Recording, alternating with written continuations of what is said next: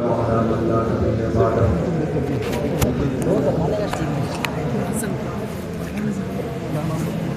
النبي صلى الله عليه وسلم العلماء ورثة الأنبياء أو كما قال عليه الصلاة والسلام. حضرات علماء کرام، ہم اور آپ جو جمع ہوئے ہی ہمارے صوبے کی خود مشہور بریانی بعد میں حضرت مولانا مفتی طاہر قریشی صاحب رحمۃ اللہ برکاتہ کو سننے کے لیے حضرت کی شخصیت ہم لوگوں کے لیے کوئی اجنبی نہیں. حضرت کے والد محترم حضرت مولانا قاسم قریشی صاحب، اس سے جو ہے ہمارا علاقہ جو ہے اچھی طرح واقف بھی ہے اور مانوس بھی ہے. تو حضرت ہی کے فرزند ارجمن بڑے فرزند ہیں جو مفتی صاحب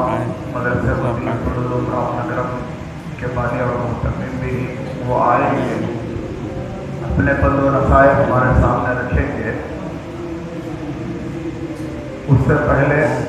کچھ گزارشات آپ حضرات کی خدمت میں رکھنے کے لیے مجھے یہاں بلایا گیا ہے. اب چونکہ جیسا کہ مولانا افضل صاحب بولے کہ خالی وہ ذہن ہو کر کرنے کا فوراً نام پکارا جانا، یہ جیسے مجھے تجربہ ہے آپ حضرات کو بھی تجربہ ہے، لیکن نام بلا دیا گیا ہے اس کی لاج رکھنا بھی ضروری ہے. ہمارے پیارے آقا محمد رسول اللہ صلی اللہ علیہ وسلم نے فرمایا کہ العلماء ورثۃ الانبیاء. تو حضرات علماء کو جو اعزاز ملا ہے ان کی نبیوں کی وراثت ملی ہے، اور یہ وراثت معمولی چیز نہیں. نبی کریم صلی اللہ علیہ وسلم نے ہمراہ کو لفظ علماء کا خطاب دیا ہے. اللہ کا احسان ہے، اللہ کا فضل ہے کہ ہم اور آپ اس لقب سے جو ہے موصول ہیں. عالم ہونا ہی اللہ کا بڑا فضل ہے کہ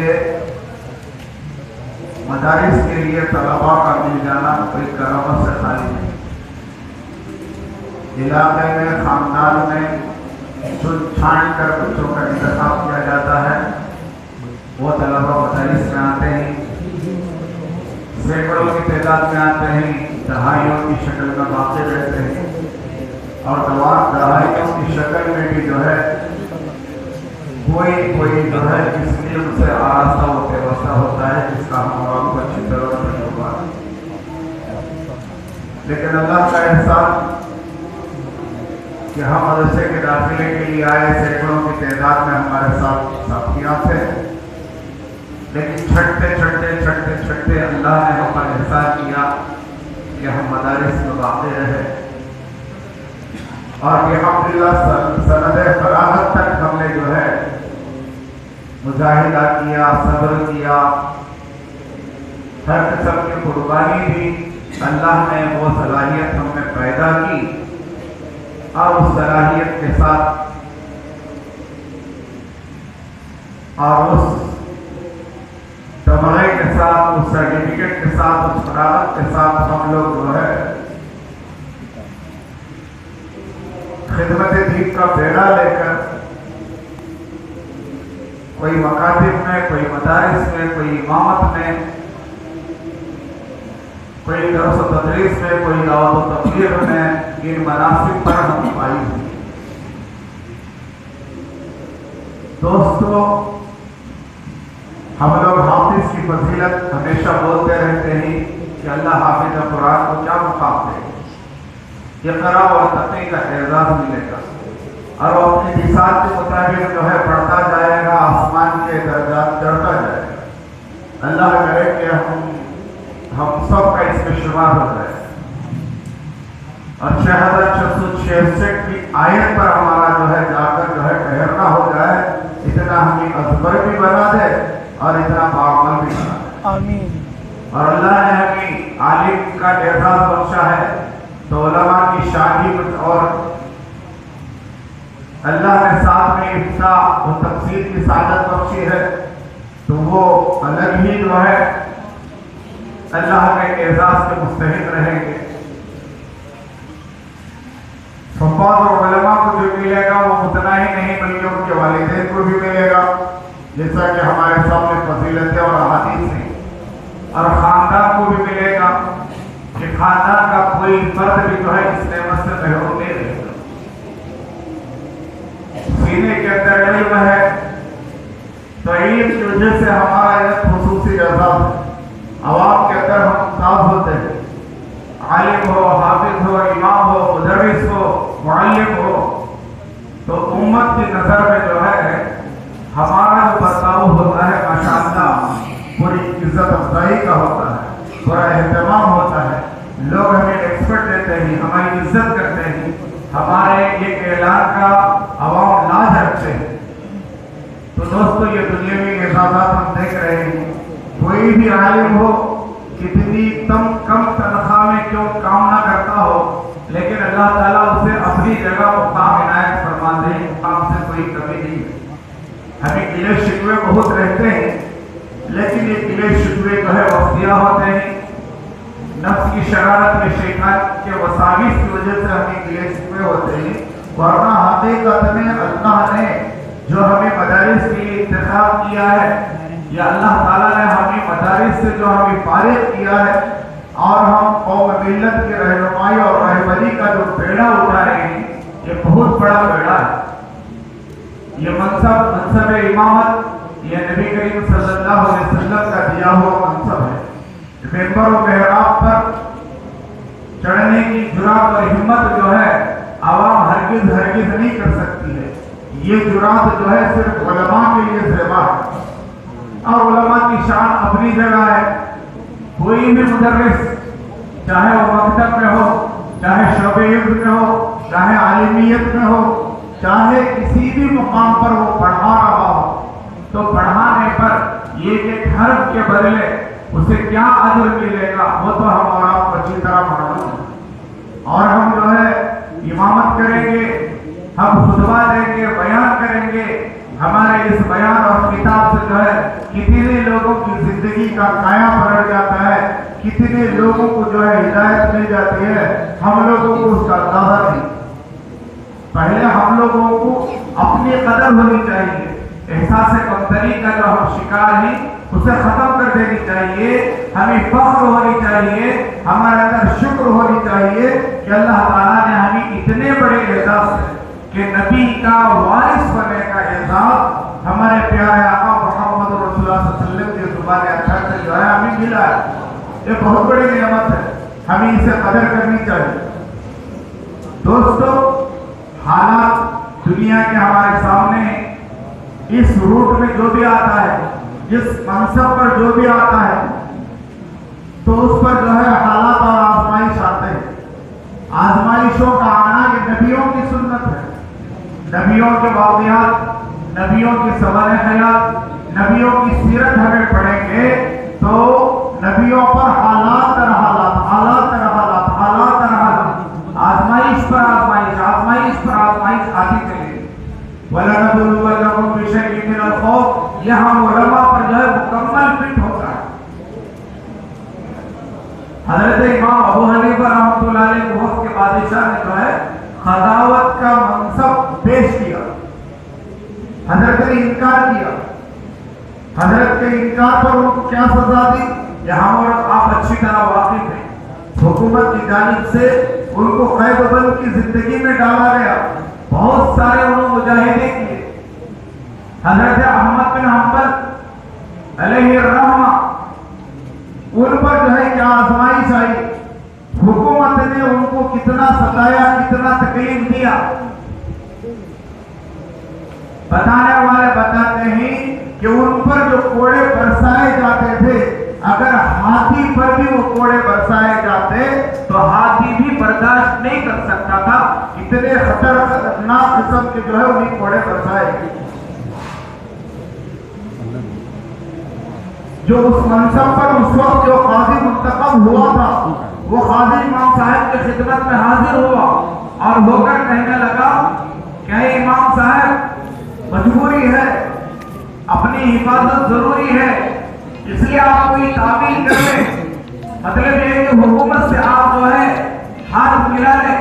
حکومت کے خلاف آپ جو کہہ رہے آپ حق نہیں کہہ رہے، لیکن حکومت اسے برداشت نہیں کر رہی ہے، حکومت سے آپ ہاتھ ملا لیں، ورنہ آپ اپنی حالت، اپنی درگت اور اپنی پریشانی آپ دیکھ رہے ہیں۔ تو حضرت جلال میں آئے اور اس وقت کہا کہ کس کی حالت کیا ہے، کس کا مقام کیا ہے، کس کا اعزاز کیا ہے، یہ جنازہ بتائے گا۔ تو اس وقت کے جو اس عہدے پر تھے قاضی صاحب یا قاضی ان کا جب انتقال ہوا تو جنازے میں 3 آدمی تھے۔ تاریخ میں آتا ہے کہ حکومت کے جو قائم تھے،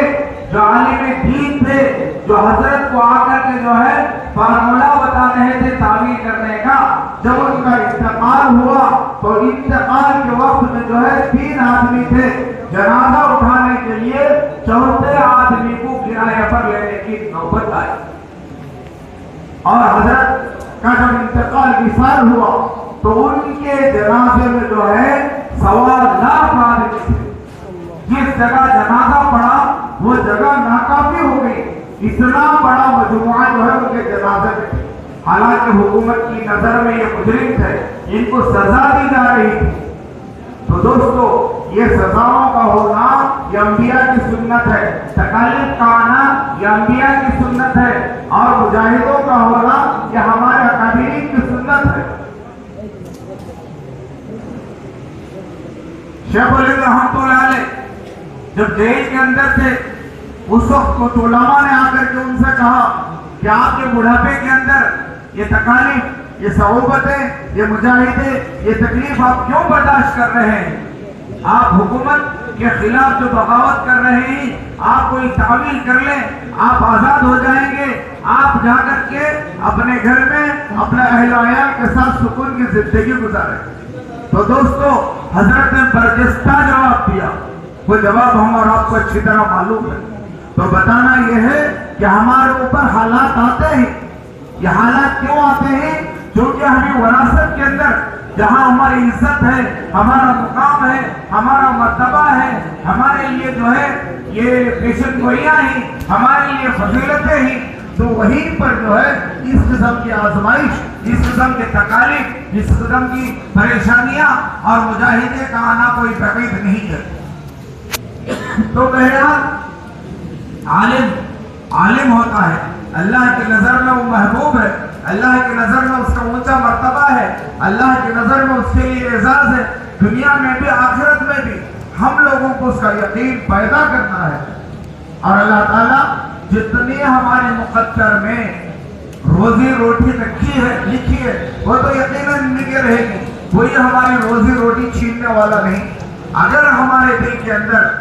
زیادہ کی امید ہو، زیادہ کی تمنا ہو، تڑپ ہو، مقدر میں ہوگا تو یقیناً ملے گا، مقدر میں نہیں تو اس کی امید رکھنا بیکار ہے۔ تو دوستو دنیاوی دولت جو ہم لوگ دیکھتے ہیں یہ اس کی کوئی حیثیت نہیں ہے۔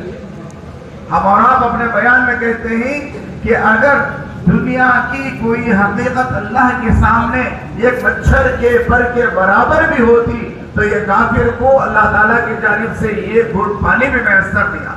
تو دنیا کی کوئی حقیقت نہیں، دنیا کی کوئی دنیا کی زندگی نہیں، یہ تو آخرت کے لیے ہے۔ آخرت کو بنانے کے لیے ہم علماء سے بڑھ کر کوئی آدمی نہیں ہے۔ ہم آخرت کو بھی جانتے ہیں، دنیا کو بھی جانتے ہیں، فضائل کو بھی جانتے ہیں، مسائل کو بھی جانتے ہیں، کون سے عمل کا کیا بدلہ ملے گا ہمارا آپ کو اچھی طرح معلوم ہے۔ تو ہم اپنے ذہن کو صاف ستھرا کر کے ہم دین کے کام کے لیے مکمل ذہنی طور پر بھی وقف ہو جائیں۔ جسمانی طور پر ماشاءاللہ وقف ہے، ہم دین کے تقاضے پورے کر رہے ہیں، دین کے لیے ہم جو ہے رات و دن شب و روز ہم وقت کر دیے ہیں، ہم ہر تقاضے پر تیار ہیں، چاہے دعوت و تبلیغ کا تقاضا ہو، چاہے پڑھنے پڑھانے کا ہو، چاہے منصب امامت و خطابت کا ہو، الحمدللہ ہم لوگ کر رہے ہیں، لیکن اسے بدلے ناخواستہ کے بجائے بخوشی کرنے لگ جائیں تو ہمارا یہ عمل جو ہے عند اللہ یقیناً مقبول ہوگا، اور اس کے جو ہے اجر اور اس کے ثمرات ہم کو بہتر سے بہتر یقیناً ہم کو ملیں گے۔ تو گزارش یہ ہے کہ ہم لوگ کر رہے ہیں، کرنے میں کوئی کوتاہی نہیں کر رہے ہیں، ہم لوگ جو ہے رضائے الہی کے لیے جو بھی کام کرے رضائے الہی کے لیے کرے۔ ہمارا مطلب اور ہمارا مقصد، ہماری انتہائی نظر رضائے الہی پر ہو۔ مدرسے کے محتمم یا مدرسے کی کمیٹی یا مسجد کی کمیٹی یا ہمارے مقتدی لوگوں کی رضامندی نہ ہو، بلکہ خالص اور براہ راست خدا کے لیے ہو۔ ہم حق بولیں، یقیناً بولیں، لیکن مصلحت بالحکمہ، حکمت کو ملحوظ رکھیں، حکمت کے دائرے میں کوئی بھی کام کریں تو انشاءاللہ ہمارے لیے ہمارا یہ چھوٹا عمل بھی ہمارے لیے جو ہے بڑا عمل ثابت ہوگا، اور اس کے ثمرات جو ہے بہتر سے بہتر نکلیں گے۔ انشاءاللہ عمل کریں گے نا بھی؟